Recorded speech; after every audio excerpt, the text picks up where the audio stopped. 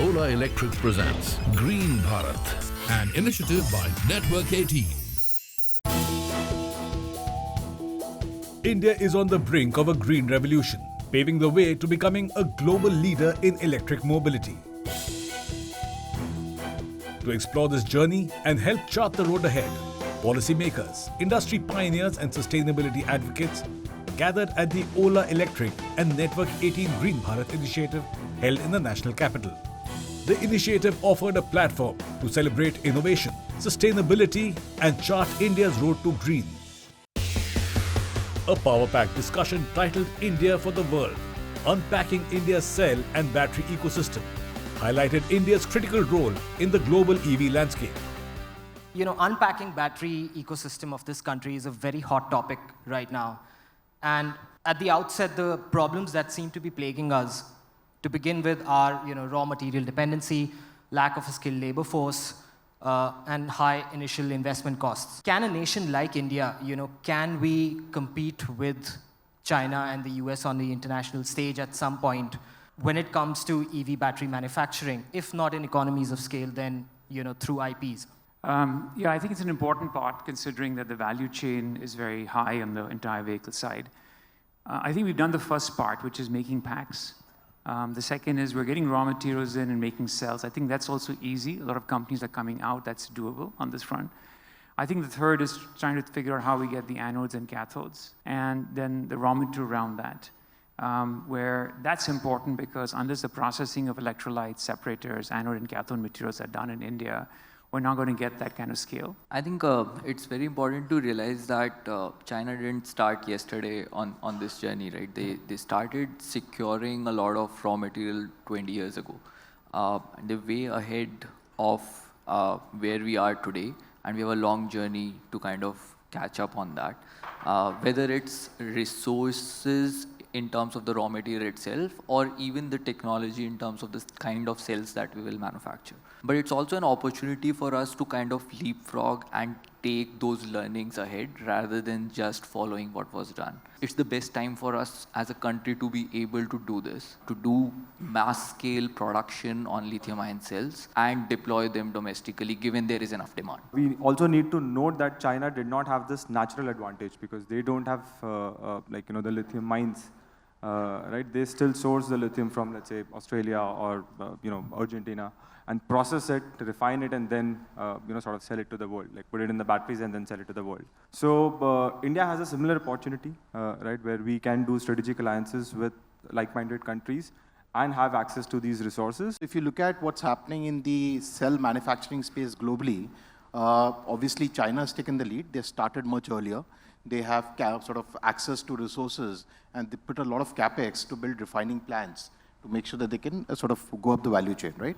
Having said that, given the geopolitical situation playing out, both in US and Europe and other places, there is a very strong ex-China policy that's out there, right?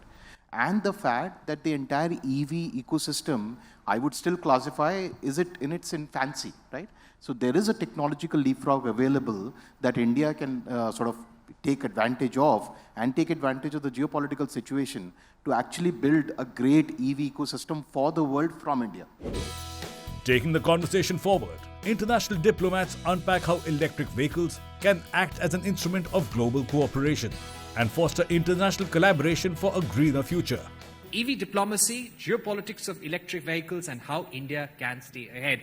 Let me kick this off by bringing in Ambassador Gautam Bambavle. Ambassador Bambavle, let me ask you about the India view. You've served as the Indian ambassador in China, in Pakistan. What's the example we need to take from China? That we not only merely have to think about the Indian market, we should also look at markets abroad. We need to be competing with the United States and with China in exporting some of our vehicles, particularly the two-wheelers and the three-wheelers, where I think we have a competitive advantage. So I think we need to look at diplomacy from this angle too, where we can help the rest of the world, particularly in the global south, to clean up our air by using more electric vehicles, some of which may have been manufactured in India. Right. Nick, I'd like to ask you about India-Australia cooperation when it comes to electric vehicles. Australia, as many of your viewers will know, has the largest supply deposit of lithium. We are one of the world's most important countries in terms of our huge reserves around critical minerals. So it's something that we are looking to, as you noted, work more closely with India in terms of encouraging Indian involvement in the development of our critical minerals.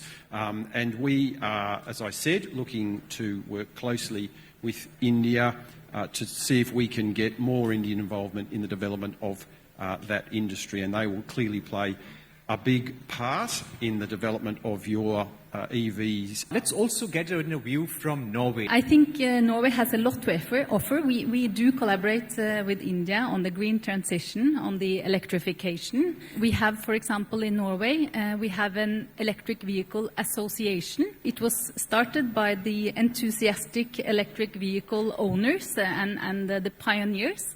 They started this association. They worked very closely with the government, with the commercial partners to adopt standards, to develop regulations. So they have really a great experience on how to change to this EV transition. And they work with a lot of other countries. They also work with enthusiasts here in India. They have been visiting recently, and they are sharing the lessons from Norway. I also think that in terms of trade, Norway and India, together with the other EFTA countries, we recently signed a free trade agreement. This will increase the trade, and green transition will be a very important part of that. One concrete example when we're talking about electric vehicles is this Norwegian company Sagavolt, which recently signed an MOU with an Indian company called Mass Tech Controls. And they will Mass Tech Controls will manufacture charging systems in India for this company, Sagavolt. They will primarily first have the European and the US market as their market, but in the future, hopefully also India can be a market for that. And I think this is a really good example of how Norway and India collaborate on EV supply chains. And it's also a great example of how Norway contributes to the Make in India policy. What's the ambition now on the UK side to work with India on electric vehicles? What more can we expect? I think we have high ambition. We have high ambition to work bilaterally with India and multilaterally with partners who are sitting on the platform as well. And as you say, there's already quite a lot of joint collaboration going on. So we see that at a government-to-government level, where for a number of years now, for example, we've been working with NITI Aayog to help design some of the low-emission vehicles. We are India's making investments into the UK. Tata Group has announced a £4 billion of gigafactory to be built in the southwest of England, recognising UK expertise in battery manufacturing, and that will be then providing batteries for the whole... The British company you're talking about buses, Switch Mobility? Switch Mobility? Green Cell Mobility. Okay. That's right. And it's one of the big, and they're running a platform, something like 8,000 buses now across India. So we have really high ambition. We're doing a lot already. We want to do more. Cedric, we would like to ask you about India-African Union collaboration on EVs. Do you think India, as a large automotive manufacturing destination, can be a reliable supplier when we speak about diplomatic aid to countries in the African Union? I think that India and Africa can collaborate in a number of areas, not only in terms of aid and the provision of these e-vehicles, but more importantly in ensuring that Africa benefits from the critical minerals which it owns. 30% of critical minerals is located in southern Africa, for example. Now, as recently as September, the IPSA ministers issued a declaration, and they did indicate there that the country of source where these minerals are found should also benefit and form part of the value chain. And I think this is important for Africa's industrialization, for its development. So I think as countries of the South, we should work collaboratively to ensure that all of us benefit from this energy and from this transition, and to address the global challenge of decarbonizing the the global economy. Laghu, I'd like to get in a view from the World Bank. It's very important for government to provide the infrastructure, invest hugely in the infrastructure, be it power infrastructure or the charging infrastructure or through the subsidy, so that some confidence should come into the market. Because unless the vehicles will come into the market, how will the ecosystem will understand the performance of the those particular vehicles? That started happening. Now what is the way forward? We have reached at their level. Bird is talking about our fascinating story of the e-bus, what India has done. We, through the aggregation, through those grand challenge model, which in such a complex country with a 3 level of, I would say, democracy, we achieved that kind of a grand challenge in the aggregation, reduce the total cost of ownership buses by 30% in 2 years of time, even without subsidy. So that's the fascinating story which we are creating. Now, what is the way forward? The way forward would be we need to create an instrument, de-risking instrument, where each 1 rupees of the government can unlock the 10 rupees of the commercial banks. Ola Electric presents Green Bharat, an initiative by Network18. Green Bharat, an exclusive initiative by Ola Electric and Network18, garnered support from Union Minister Piyush Goyal, who has been instrumental in shaping India's path towards a sustainable future. Thank you, Piyush ji, for gracing this occasion. This very important initiative of the Network18 group on e-mobility, on EVs. So let me start off by saying you've been vocal in saying, you've said in the past, the entire EV vehicle ecosystem needs to, because it's one of the emerging industries of the future, India needs to be a leader, it needs to move to India. I know you have a passion for quality also. How do you think it can be done? Does it need incentives? Does it need subsidies? What are the government steps? The subsidy is also something which you love to talk about. Yeah. First of all, thank you very much for organizing this event and helping create an awareness, particularly amongst our youth, about the importance of sustainability and the role electric mobility can play in moving towards our national goals, a more sustainable lifestyle, and a safer future for the next generation. Electric vehicles don't need the very complicated ICE engine. The rest of the shell and everything is almost the same. So it's one ecosystem where we can very surely and certainly be Atmanirbhar, have a robust India element to it, and looking at the success stories of Tatas or Mahindras or Ola Electric for that matter, I'm very certain that given the rapid increase in adopting electric mobility that we are seeing in India, now even in commercial vehicles like buses and trucks, very soon the entire value chain will be in India. I don't think it needs subsidies. Right. I'm one of those, and I hope all the youngsters who are watching this program or in this room will clearly take back a message, move out of the subsidy mindset. Subsidies or these clutches are okay for a short period, like a kickstart of a scooter. Any industry which expects to remain subsidized, subsidy-driven or protected from competition beyond the initial few years can never be successful. So I guess the point you're making is that EVs, whether in two-wheelers or three-wheelers or cars, should become economically viable, should be economically attractive on its own merits, not driven because of subsidies. I mean, that's the we broader have point. Supported it through a variety of subsidy schemes. Right. FAME 1, FAME 2, PM e-Drive, now the PLI scheme for automotive industry of 26,000 crores. We have the advanced chemistry cell manufacturing support for 50 gigawatt hour worth, I think, 18,000 crores. So we've had a significant amount of kick-starting the ecosystem. Right. But let's not make that permanent. So are you satisfied with the response of the industry to the PLI schemes for battery manufacturing and so on? I think there's been very good response. These are new areas. Not any and everybody can do it. But I believe that the response has been good. The adoption and absorption of new technologies has been quite fast. And I'm very confident that in the days to come, literally the way things are going, the two-wheeler industry will, two and three-wheeler will certainly move into 100% electric phase.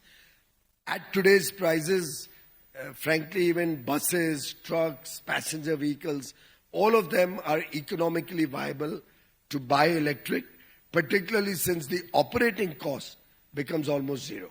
One thing I wanted to, especially, America has increased the tariffs on EVs from China, EV exports to China to more than 60%. Europe has also imposed high tariffs on EV exports from China. What kind of an opportunity do you think it gives to Indian EV makers? I was seeing some of the electric vehicles that India now manufactures. They were on display in one of our programs for the German business delegation that had come in. I'm also next week going to be seeing Mahindra's new car, which I believe is very smart. Yeah. Ola has come out with some beautiful options. I see TVS and Bajaj, all of them coming out with really very smart and very beautifully designed international world-class vehicles. My sense is that we have to be bold about it. Not only the domestic market, which we must try to capture, but each of these manufacturers of electric vehicles should quickly also look at capturing world markets. My concern very often is that we get into a cocoon with such a comfortable situation, large domestic market, that we don't ever try to foray out. I believe if they were to look at the export market more aggressively, they could improve their own economies of scale, going for much larger factories, much larger scale of production, and become even more competitive, both domestically and internationally. So I would think with the wonderful products India makes, we should not let any market go. We should be much more aggressive in the marketplace, international market. Driving the sentiment of making India a global leader in EVs, Bhavesh Agarwal, founder Ola, joined in for an engaging conversation on how Ola Electric is working towards transforming electric mobility in India. Bhavesh, one pertinent point that came up in both Union Minister Piyush Goyal's fireside chat as well as Nitin Gadkari's fireside chat is they believe that the EV industry should get out of the subsidy mindset. I wanted to get your thoughts on this because if you look at China, their subsidies continued for many more years. Here we are sort of thinking about pulling the plug on FAME, after, FAME 1, FAME 2. But for this industry to grow, to kind of make those strides, what is your own view on subsidy? Chandra, I agree with what the ministers have said, and I think they've also said it in a nuanced way, which is that the government firstly has been very thoughtful and progressive when it built a incentive framework for the EV industry.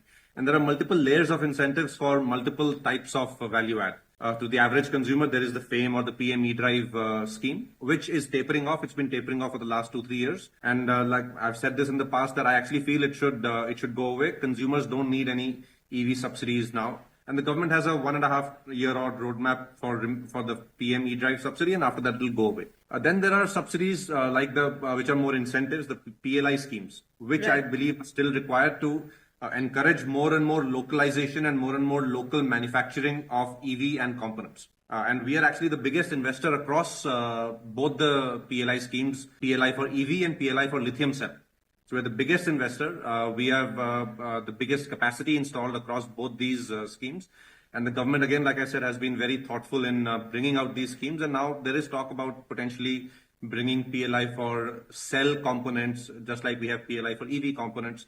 So that theme of PLI incentives for localized manufacturing of components, I think, is a strategic theme which we should continue, and the government has shown very clear interest to double down on that. I also want to on this topic step back a bit and share the bigger picture of how Green Bharat is very strategic for India's India's journey towards Viksit Bharat. If you look at our generation, Chandra, and you and I are similar generation, like most of the people in the audience, I presume. For our generation globally, the biggest challenge is going to be climate change. Right. The world is trying to come to terms with climate change. People in the western parts try and leverage their strengths in supply chains or financial markets to lecture our country sometimes. Like the Honorable Minister said that, we have to continue with coal, but our long-term vision is to go towards a cleaner power grid also. For the world to combat climate change, it can't do it without India. India is 20% of the world's population. And not just that, India is a great leader of the global south, politically as well as technologically, as well as in terms of how consumers behave, the cost structures. India is a great microcosm and leader for the global south. So like in the West, you have iconic companies like Tesla, etc., solving for climate change. All of that included, even China included, is largely 1 billion people out of the 8 billion people. So for the world to achieve a sustainable climate paradigm, India has to electrify. India has to make its grid green. And, in that sense, India will be building products and technologies for the rest 7 billion people in the world. That's the scale of opportunity we have in front of Green Bharat. So in the near term, we are incentivizing, etc., but the strategic objective of the whole ecosystem is that we have to make the world's largest EV hub in India, from a product manufacturing, EV components, lithium cells, the whole chain. And that's where Ola Electric is actually the leading company across the whole chain, setting up these kind of capabilities and technologies in India.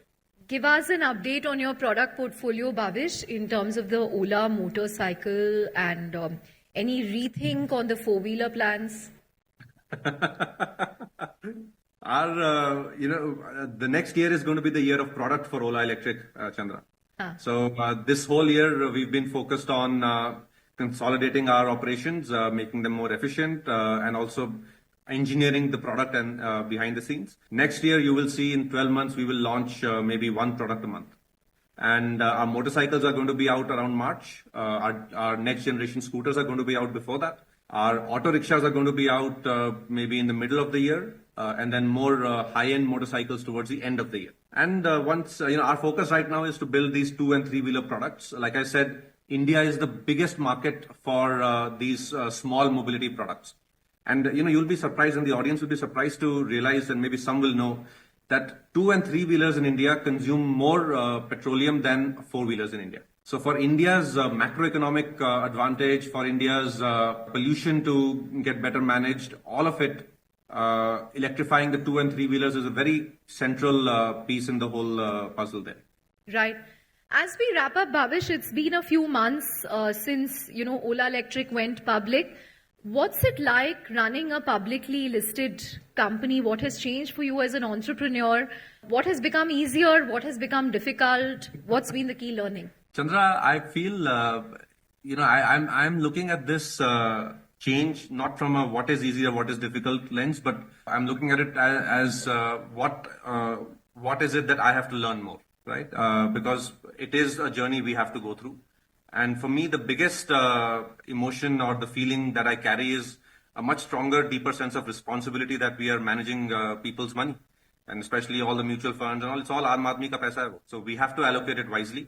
We have to make sure we deliver returns and deliver long-term returns. People have invested in us, believed in us.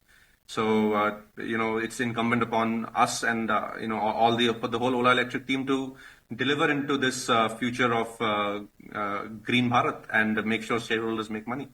Right. Here's wishing you the very best on your journey of Green Bharat. A huge round of applause for Bhavish Agarwal. Ola Electric presents Green Bharat, an initiative by Network 18.